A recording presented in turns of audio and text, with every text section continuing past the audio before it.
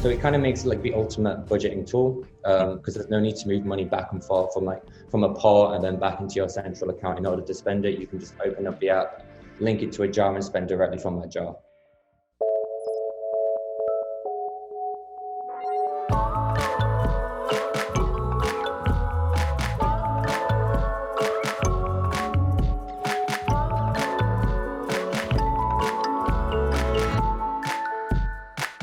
Today, I'm joined by Calum Hopwood, who is head of design at Hyperjar, the digital jar savings and financial planning company. Calum, thanks for coming on today. How are you doing? Pretty good. It's a new way to do an interview for me, for sure. But excited for this new way. Jumping into this, can you tell us a bit about yourself and what Hyperjar is? Hyperjar is like a digital jam jar budgeting app. And it's like, we call it like the world's smartest payments and planning account. But yeah, at its most basic, it's this kind of like digital version of jam jar budgeting. Yeah. If you don't know, it's a bit like the envelope budgeting. So, you know, it's just making that really nice and simple. And something we're always interested to hear about here, and for me as well, designer's career trajectory. Talk to us about where this started for you. How do you end up where you are now? Talk to us about the story thus far. I come from a graphic design background. So I studied graphic design at university. And kind of bounced around between working client side and working agency side. I started working at an agency which worked mostly with Shell. Then I moved up to working in-house at News UK, so the Times and the Sun. And then after that, I worked agency side for a while. And that's when I started going to like digital and UX side, when I was working with like insurance companies and like property retail development was when like I really started working on websites and UX side. Okay. And then that's when I moved over to Hyperjar. So I started here as a UX UI designer, and then just kind of progressed from there as the company grew. Yeah, typical like startup world, like things are quite really fast paced, fast moving. Yeah, it's been pretty exciting so far though. On that note, talk to us about the product and design teams at Hyperjar, how you split up, how is it over various features, or is it just sort of one team that feeds into? At the moment, I'm the head of design here, and we've got a team of 4, which includes 3 junior UX UI designers, and then we also have another graphic designer who helps support like the marketing side. So I work with our CEO. You know, he had the idea for the app. He will come up with some features or some ideas that he wants to do. I'll work with him on like developing that up, and then we'll brief it into the junior UX UI designers, and you know, they'll start working it up into the app. How does your whole sprints work with your designers and your product managers, developers? How does that whole system work? We try and do it on like a 2-weekly sort of thing. So, you know, at the start of every week, you know, we kind of brief in like what we're going to be doing for that week. And then the projects that we have normally last about 2 weeks. Yeah. And we just review, but some things take a bit quicker than we thought, and like some things take a bit longer. So it's, you know, kind of fluid as well. To get a bit more sort of granular into Hyperjar, can we talk about some of like the marquee features that you'd say make Hyperjar stand out?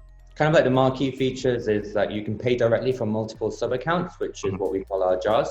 And so it kind of makes it like the ultimate budgeting tool because there's no need to move money back and forth from a pot and then back into your central account in order to spend it. You can just open up the app, link it to a jar and spend directly from that jar, which just makes it super simple and easy for the user. And also with these jars, you can share them with up to 30 people. So it's like instant joint account or like pop-up digital kitties for social spending, which is like super good for when you're going out on like meals with friends, or if you're in a flat, you can all set up a digital account together, which is what I do with my housemates. Then you all put in like 10, 20 pounds a month, and then it's like all the money for like your cleaning supplies and stuff. And then the third one, which is we operate 4.8% annual growth rate when you pay with our partners, which include like Shell and Lidl. And this is calculated and paid daily into your account. How are you different from similar companies in the market? Would you say that you have many competitors? We are different because there's a lot of digital money management apps out there, but there's none that have our kind of core feature set or that have the rewards available, like the 4.8%. And the key thing is that we're very anti-debt. We're never going to offer debt, and we're always going to be free to use. A lot of money management companies are really hinged on this easy access to credit, kind of make it smoother in order to make, in order to take credit out and like the users into debt because they're not making money on the interest rate. But our merchants, they pay to be on the app, which is what keeps our app free to use all the time, and is why we can offer such a great reward. Okay, before we jump into these journeys, what problems would you say you're trying to solve for your users? As I touched on before, for years it's been this like hostile environment for saving and planning, where it's making it really easy to get users into credit, to get them to take out debt. And while this HGR is a really strong incentive for them to join the app, we get a lot of feedback from our users that what's making them stay is that they now have a much happier, calmer relationship with money. It's much more positive. They're not constantly paying back what they've already spent, but looking forward to the future, and it's more positive for them. Okay, we're actually going to dig into a bit deeper about like the design choices which allow you to like make users feel comfortable, because that sounds pretty cool. And something that to like jump straight into one of the journeys. The first journey we'll start with would be the onboarding journey. So what we can see here is sort of your splash screen. Go through a number of benefits, and you can sign in with Apple and you can sign in with other methods. So under the other methods is you can sign in with Google or your phone number as well. Okay. And then later on down the line, once you're already signed up, you can also link any of the other two methods that you haven't used. So you can use that method to sign in on any other device as well. Okay, sweet.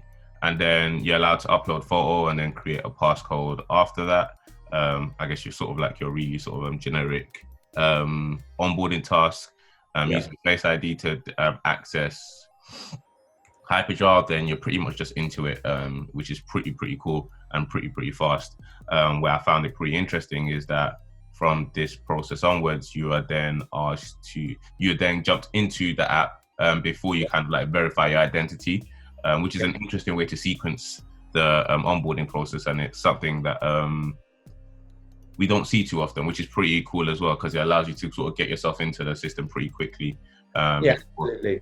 Doing like the regular verification and whatnot. So I guess while this is playing, I wanted to ask you, why did you choose to sequence it this way when I guess the normal, what we would deem as normal, is sort of like putting this all in up front? So because what we're offering, we have such a unique offering, and we really wanted to get users into the app as quickly as possible so they can figure out how they might use the app and get really excited, because they can start creating their first jars before they've even ordered their card. Okay. And they can start thinking about how they're going to be planning without even having to order that card. Okay. And something we also noticed throughout the journey is that I guess what we've become sort of used to in the fintech space are eKYCs, such as electric pass, taking pictures of your passport, sort of scanning your faces for like identity. And you guys don't seem to have this. So how do you guys, from compliance point of view, actually sort of verify your users?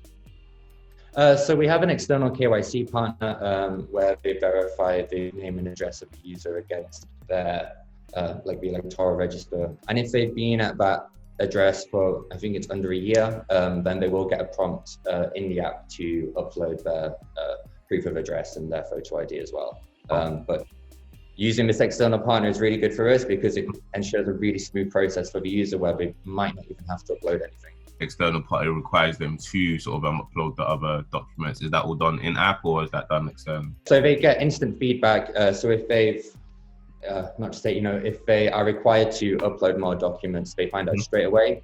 It's all done straight in the app. Just to go back to something you said in the beginning, you said you can log in with other methods and then sort of merge those methods. Is that what you said? So you will sign up with one method. So whether you use Apple, Google, or your phone number. But then afterwards, if you'd like, you can go into your account settings in the app and you can link up the other two methods. So you can link your phone number or your Google Apple account with the one you haven't used.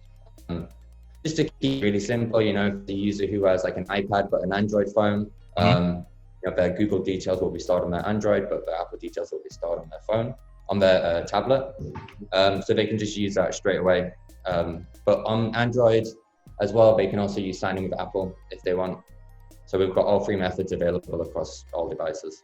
The next journey we'll jump into, I guess, should be the merchant jars. So what you can see here is, I guess once you've kind of got your card and everything, this is, I guess, your homepage where you can have oversight over everything. Then you go into explore, which then takes you into a world of merchants which you're allowed to partner up with and I guess create a jar with.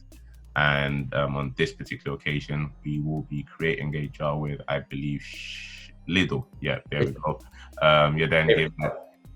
You're then given an annual growth rate of 4.8% to kind of tell you what you'll be given from that, and just some copy at the bottom to tell you a bit more about the offer. And then you're allowed to sort of add money to your jar straight from the jump, which is pretty cool. What I wanted to ask is, how are these partnerships formed? Is this like an already established program that's out there, or is this pretty unique to Hyperjar? So this is an entirely unique partnership that we have. You know, we've worked really hard to develop these relationships with some of the country's favorite brands, Lidl, Virgin Wines, Dyson. I mean, and yeah, it's just really great for the user, and we're adding more and working to add more all the time. With all of these, like, I guess, merchant partners, do you have to have your Hyperjar card on you before you sort of set up these jars? You can start creating jars, setting up jars before you've actually received your card. But then if you want to then spend that money, you need to use your card and then use that in stores.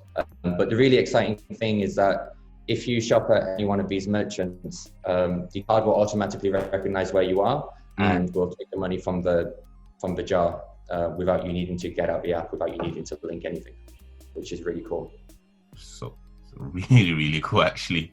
And I guess you kind of answered this, but just to confirm, your money isn't locked in. And then if it isn't locked in, how does the sort of like the annual savings work? So the money is locked into the jar, but it's a two-way commitment. So, you know, you commit to spending with the merchant, and then they give you a reward of 4.8% AGR. But of course, there are circumstances where sometimes a user will need to get their money back. We do offer them the ability to take up to £1,000 out of a merchant jar and back into their wallet within any 12-month period. And when you're spending money at this particular place, is it coming from your merchant jar, just from your Hyperjar account, and then? So the merchant jars are, you know, they make up what your Hyperjar account is. Okay. And so when you're shopping at the merchant, it comes directly out of the money from the merchant jar account. But we have set up a really unique fallback system where if you don't have enough money in the merchant jar, it will take money from your wallet where you will have money. So, you know, if you've only got maybe like £35 in your Lidl jar and your total bill comes to £50, it will take as much as it can out of the Lidl jar and then just take the remaining balance out of your wallet. So you wouldn't have a failed transaction as long as there's money in your account. Okay.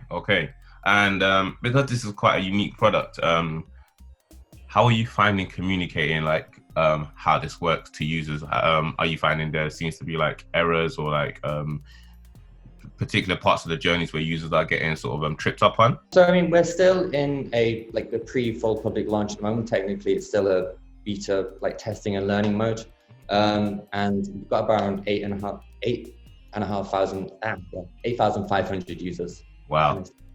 So we have around 8,500 users, and we get a lot of feedback that they really love this lock-in aspect, which you would think, you know, they might find more difficult, like committing their money, but they really love it because it's a hard form of budgeting, you know, and they really feel like they're budgeting, and they love this kind of double dopamine effect, we call it. Where, you know, you kind of get that hit of spending when you prepay, and then you actually get the hit again when you actually go out and purchase it. With this like 8,500 users you have, how is testing done? Are you bringing users in? Is it using look back? How are you testing? How often are you testing as well with users? So we're getting feedback all the time from our users, and we're constantly engaging with them. We have a really active team who liaises with our customers, and we're always getting feedback from them. But obviously the UX UI design team is constantly looking whenever we've got features coming out to kind of engage in actual user tests and kind of like more formal ones as well. Our final journey today would be sort of the creating a jar journey. So what we see here is you add a new jar, you give it a name, you're able to customize the colors and the particular target that you want as well. Once that's been done, you are then taken into the jar itself, which will happen momentarily. You're then offered to add money or skip that amount of money, and then you're then asked to invite users to share the jar. You can invite them if they're nearby, or invite them from your friends list. Once that's done, you're then able to, which is pretty cool, I guess add permissions and see if they're able to spend from the jar or not. And then that then sends them out an invite and gets them sort of into that journey as well. So there you can see that the invitation is pending. And in the meantime, you are also able to, I believe, add money to your jar. And then pretty cool, you're able to add it from various jars as well. And sort of like top up your jar. And then you see how real cool screen showing you where the money's been transferred from and where the money being transferred to. And then, yeah, you have sort of like this activity sort of transactions overview page, which shows you how much money is going in and out of the jar, which is cool. And yeah, so I guess first thing is, how are you going about sort of gamifying and nudging users to complete their jars, their saving targets? At the moment, we're still developing like our gamifying, like kind of like nudge strategy at the moment. Quite excitingly, we're working with a team at the University of Oxford, doing some sort of behavioral studies for us, which is coming really soon. Because this is a very new type of product, you know, it's really exciting to be able to work with the University of Oxford to try and like figure out how we can do this and how best, you know, how we can get the best response from our users and encourage them to meet their goals and their targets. So you're able to invite users to your jar? Yep. Just to clarify, does inviting them to a jar create a Hyperjar account? Do you need a Hyperjar account to be part of this jar? Yeah, so you can see in the screens that we showed before, but your contact list is split into two parts. So it's split into users on Hyperjar and users not on Hyperjar. So depending on who you tap on, it will go to a different flow. So if they're already on Hyperjar, it will invite them directly to the app. They'll get a notification and they can just join straight away. And if they are, if they're not on Hyperjar, you'll get a share link, which you can link to them. Deep links, they can download it on the App Store. And then as soon as they're signed up, they'll get an invitation to accept to join that jar. So for me, it's interesting. So my like idea of a savings account is something like everyone saves into, and everybody has like, I guess, no access over apart from, let's say, the admin. But this allows users to like, I guess, spend from the jars. Could you talk for us for like the use cases in which this might be sort of needed, or where a user might need to spend from a Hyperjar, from like a collective jar? The way that we're framing this is that this is like a pop-up shared current account. And you know, because you can create them and close them just on the fly really quickly. And they're really good for if you're at home and you live with housemates. You can create a jar for like your shared bills. When the climate gets a little bit better and we're allowed to back out of our houses again, you can create jars of your friends for saving up for a holiday. And then when you're actually on the holiday, only one person needs to use their card. And you can, you know, you'll all be collectively spending. So, you know, that's really great for like when you have dinners out or when you're at a bar, you just put money in beforehand and it makes sure that nobody can sit there around. Sweet. So I think that's pretty much it for, I guess, the journey part of the segment. Nice. I guess for us, before we get out of here, it would be nice to find out what's next for Hyperjar, feature releases, whatever you could talk about. What does like the next 12 months look like for Hyperjar? It's going to be a very busy for next 12 months for us. We're gearing up for our full public launch in the next few months. And we've got some really big UX changes coming really soon because we're gearing up for this full launch. So the app's constantly being updated and improved. So I'm pretty sure if you take a look at the app in a few months' time, it might look completely different from what you see today. And we've got some other really cool features coming. So we've got something called the Kids Card.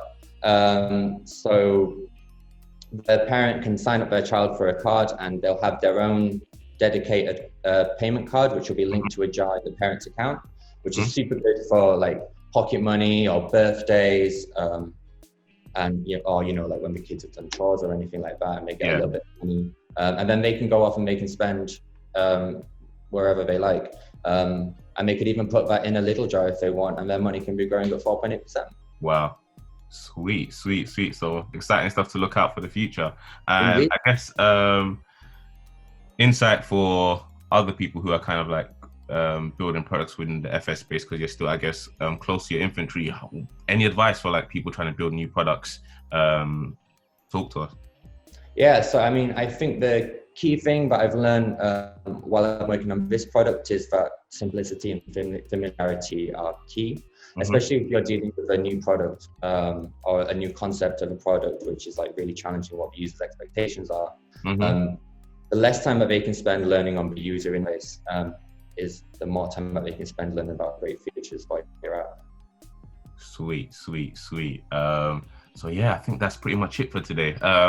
Thanks so much for tuning in, guys. Stop by next week for more insights on more journeys. If you want to see more of 11FS Pulse, head over to pulse.11fs.com, where you can also request a demo. If you've got any questions about the product or want to suggest a journey for us to include on our platform or the show, hit us up on pulse@11fs.com or find us on Twitter @11fspulse. Calum, if you want to find out more about you and Hyperjar, where can they go? I mean, we're really active on Instagram and Twitter. You can just find us at Hyperjar, or you can keep checking for updates on our website at hyperjar.com. Sweet. Great. And we will see you guys next week. Thanks for tuning in. Thank you very much.